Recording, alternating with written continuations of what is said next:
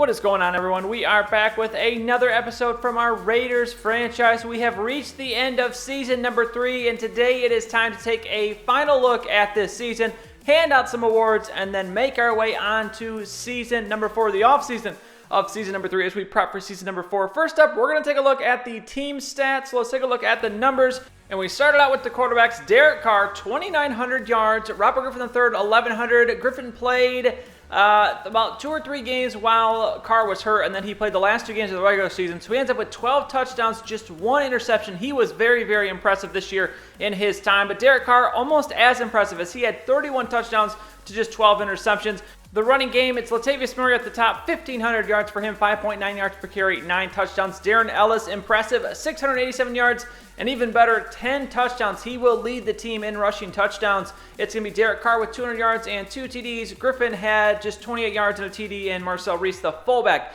ends up with a touchdown as well.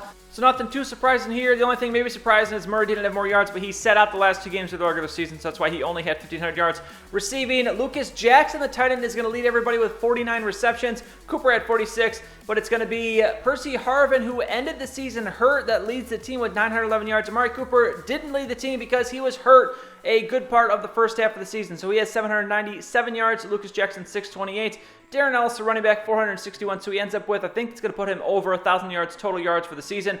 Allen Hurns, 432. A bit of a disappointing season from Allen Hurns, but that is because of the emergence of a couple rookies. Tremaine Lucas and Lucas Jackson kind of stole away some of the spotlight from Allen Hurns. Touchdowns, and that is where we see Jackson and Lucas leading the team with 9 and 8. The rookies going absolutely ham in the end zone this year. Percy Harvin at 6, same for Cooper. 4 for Hurns, and then 3 for Ellis and a few other guys. We move on to defense now, and Tyrann Mathieu leads the team with 111 tackles. No one else was even close. Nelson at 84, and then you go all the way down to 68 for Eric Darman, the rookie middle linebacker, who had an impressive season there at middle linebacker. George Jenkins there with 65, 62 for TJ Carey. Tackles for loss, Bruce Irvin had 15, Khalil Mack right behind him with 14, Darman the rookie again, 11. Also second-year linebacker Ben Blake with 11, and Aldon Smith with 10. Sacks, it's going to be Aldon Smith leading the team with 16.5, Khalil Mack with 13.5. Edwards Jr., an impressive season, 8.5 sacks for him, 7.5 for Irvin. And then interceptions, Janoris Jenkins leads the team with 6. It's going to be Dominic Rodgers-Cromartie with 5. Surprised to see Jenkins with so many, but he actually had a sneaky good season. Mathieu had 3, and then we have a few guys with 2, or a couple guys with 2, and then a few guys with 1. Bruce Irvin forced 2 fumbles. TJ Carey actually forced a fumble. Khalil Mack recovered 2. And then you see a few guys there that recovered 1 as well. So that is the defensive stats. Actually, no, never mind. We got some safeties to look at, and it's going to be a safety from Aldon Smith, and it was a safety from, I believe, it is going to be, yes, Curtis Lofton were the 2 guys with the safety. Kicking game, Greg Zuerlein, a pretty unimpressive season, only 16 of 19. Doesn't kick a lot of field goals. We don't give him a lot of opportunity to kick field goals, but still, I would expect him to get a little bit better average than that. And then Tavon Austin had 1 return for touchdown and 1,000 yards, and that's impressive because he missed most of the second half of the season. Now we move on to the league stats. Let's take a look at some of these stat leaders.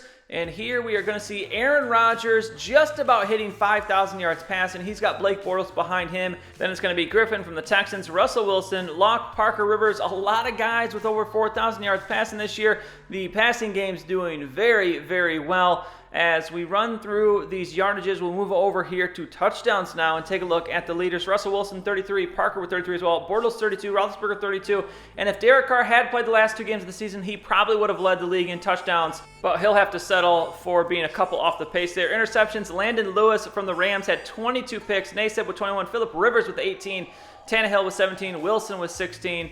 As we did pretty well there, as Carr had just 12. Running game, Jamal Charles leads the league with 1,600 yards. He's the only guy over 1,600. Murray and McCoy are behind him. Murray right there. So Murray also would have led the league in rushing if he had played the last 2 games in full, but he did not, unfortunately.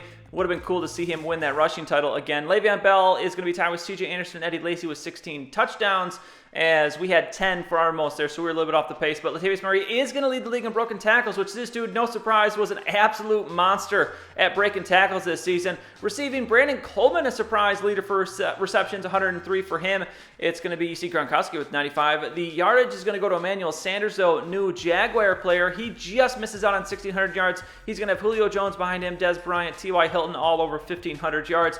Touchdowns, it's going to be Antonio Brown tied with Kevin Blair, who this was a guy that we saw saw pull in that ridiculous Hail Mary, what was that, week 16 to end the game? So he obviously had a very, very good rookie season. And then you have Terrence Williams there. Swanson looks to be another rookie or second-year player. Jordan Matthews with 12 as well. On defense, Bobby Wagner, 183 tackles. That is a very, very high number. We are nowhere close to that number, as that's usually how it is with the simulated CPU defensive stats.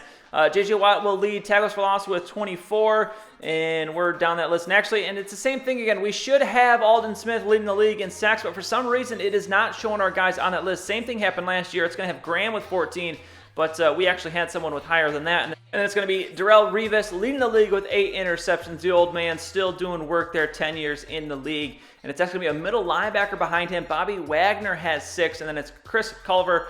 And actually, Janoris Jenkins should be here, so interceptions are screwed up as well. They do not display our stats well along with the rest of the league. But anyways, on to league awards now, and your MVP this season is going to be Jameis Winston.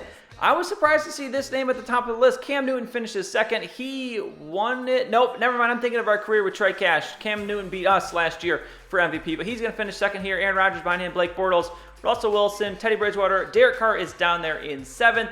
He'll be the only Raider on the list. The Coach of the Year, though, is going to go to us. Jack Del Rio, rewarded for the good season. He earns Coach of the Year in the NFL. Lovie Smith just behind him. Luckily, we hung on to that, even though we lost those last 3 games. AFC Offensive Player of the Year, Latavius Murray is going to fall down to 6th in that one. Offensive Rookie of the Year, Lucas Jackson, close. He was up there at 2nd, but he's going to end 4th. Derek Carr is going to earn Best QB in the AFC, which I would say rightly so, because he had a very, very good season. Ben Roethlisberger is going to finish behind him. Best running back is going to go to Le'Veon Bell, and it's going to be Latavius Murray down there in 4th. Surprised to see him so low, but understandable since we didn't play those last 2 games. Best wide receiver is going to go to Antonio Brown. That is no surprise. That dude had a very good year. Beats out Emmanuel Sanders. TJ Lang, the newcomer, is going to earn Best Offensive Lineman. He beats out Hudson, our other lineman there in the middle of that line, as both guys very, very good. Glad to have them both on the team. Defensive lineman, and it's going to be Jerry Hughes who beats out Aldon Smith and Khalil Mack, and maybe that has something to do with the fact that we weren't showing up in the league stats. And then Best DB goes to Darrelle Revis. Janoris Jenkins finishes 5th. As still good to see a DB on that list. Now time for the team awards, and let's take a look at a recap from the first 2 seasons. So season 1, Rookie of the Year was Cooper. Offensive Player of the Year was Murray. Defensive Player of the Year, Charles Woodson. MVP, Cooper. And then season 2, Mack was Most Improved. Ellis, Rookie. Murray, Offensive Player of the Year and MVP. And the Defensive Player of the Year was Mack.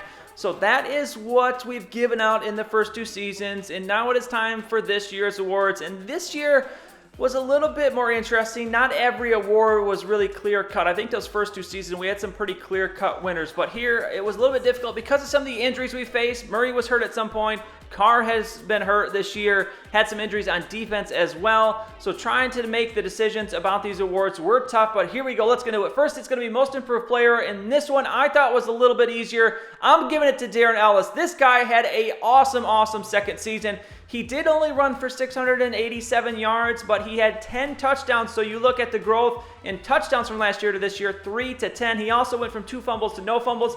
Very good, but the even more impressive stats for this guy are his receiving numbers. Take a look at these. He went from 8 catches for 42 yards to 31 for 461.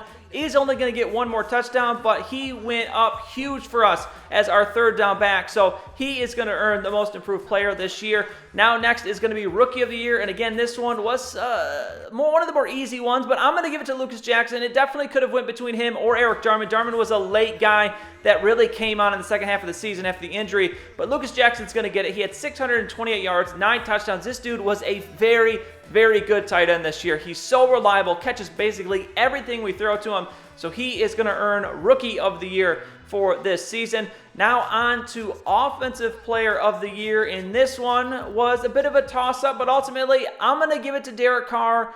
And yes, he was injured, but look at these numbers when you compare it to the rest of his career. 2,900 yards, that is his, 3rd highest output, but the touchdowns. He had 31 touchdowns. He's never come close to that before. The interceptions still down, and he was very good in terms of his completion percentage as well. So I am going to have to give the edge to Derek Carr. Also ran the ball pretty well, had 2 touchdowns, his first 2 rushing touchdowns of his career. So I'm giving him Offensive Player of the Year. Next up is Defensive Player of the Year. And this award was tough because our defense is very good across the board, but I'm going to give it to Aldon Smith, and here's why. He led our team in sacks. Our defensive line is the best part of our team, and he had the most sacks. He does edge out Khalil Mack. I thought about maybe giving it to a DB, but it was hard to pick which one we would give it to. So ultimately, we give it to a guy that did improve off of last season and still had a very good year in Aldon Smith. So now we move on to the award of the night, team MVP. And first, let's take a look at the weekly MVP awards to help us decide. Week 1 through 4, it's 4 different guys that are going to take home the award. Then we move on week 5 through 8. CARR now has 3. Harvin and Murray have 2. I think CARR and Harvin shared one in one of those weeks. On to week 9 through 12. It's CARR now with 4, Murray with 2, and Harvin with 2. A few guys have collected 1. We move on now week 13 through 17. It's going to be CARR with 4, Murray with 4, Harvin with 3. So CARR and Murray have 4 apiece. And to break the tie, I take into consideration a lot of different things, but ultimately I'm going to give the team MVP to LATAVIUS Murray. And the reason I did that is because of the injuries with CARR. LATAVIUS Murray missed less time and had a dominant year yet again. 1,500 yards, 9 touchdowns, over 100 yards a game, only fumbled once, had the most broken tackles of his year. And this guy really is ultimately, I mean, to put it a better way, he is the engine of this team. As LATAVIUS Murray goes, so does this team. Our games are so much easier to win when he does well on the ground. You saw what he did in the divisional championship. Obviously, we ultimately lost that game, but he is a huge, huge part of this offense, and he is going to be our MVP for the 2nd consecutive season. So that is it for the team awards. We move on now. Let's take a look now at how the rest of these playoffs are going to go. We lost to the Jets, obviously. It's Panthers at Buccaneers, Colts at Steelers, and Vikings at Eagles. We'll move on now, see who is going to win these games, and it will be the Panthers over the Buccaneers. It's the Colts edging the Steelers. That's an upset. And then it's the Eagles all over the Vikings. So we move on now. Let's take a look at the conference championship games, as it is going to be the Jets at the Colts and the Panthers at the Eagles. So let's see what are the results of this game going to be. And it's going to be the Jets edging the Colts by 3, and it's the Panthers over the Eagles by 7. So 2 very, very close games. But that means the Super Bowl is going to feature the Jets against the Panthers. Now, I said after we lost to the Jets last week that I thought they had a good chance of winning it all. Let's see if they can make me a smart man as we move on now, and they will. It is the Jets all over the Panthers. So the Super Bowl eluding Cam Newton again as the Jets win it 35-14. And I told you I was feeling it. That Jets team is very, very good, so no surprise to see them there at the end of it. So now we move on to the offseason re-sign players. Let's take a quick look at who we need to re-sign. Gabe Jackson is there at the top. Reggie Nelson, Curtis Lofton, Derek Carr. That is the big name there. Derek Carr is a free agent. TJ Carey, Matthews, Hall, Branch, Butler, Williams, McGill, Ellis, Lucas, and Isaiah Pete, actually Tyler Lockett, and Gardner. We're getting a couple guys. But those are the free agents that are currently there. We have a lot of cap room yet again, still like $37 million in cap room. But Derek Carr is the big name there. And with the injuries to him, I am debating whether we maybe let him walk, or obviously we're going to see what he's going to want. But I would love to hear in the comments, what do you think about Derek Carr? Should we move on from Derek Carr and draft another quarterback, or look to free agency for another quarterback? Or do we bring him back and keep this team together? Now, we are entering into our 4th season of this franchise, and normally that's around the time where we kind of start to shake things up just to keep things interesting, keep things a little bit new. But I'd like to hear what you all have to say, so let me know in the comments down below, and from there, we will just move on through this offseason, go through free agency, re-signing players, the NFL draft, and then it's on to season number 4 in our Raiders franchise. If you enjoyed this episode, please go ahead and give it a like. I'd really appreciate it, and subscribe to see any future videos that I make. As always, thank you for watching, and I will see you all next time.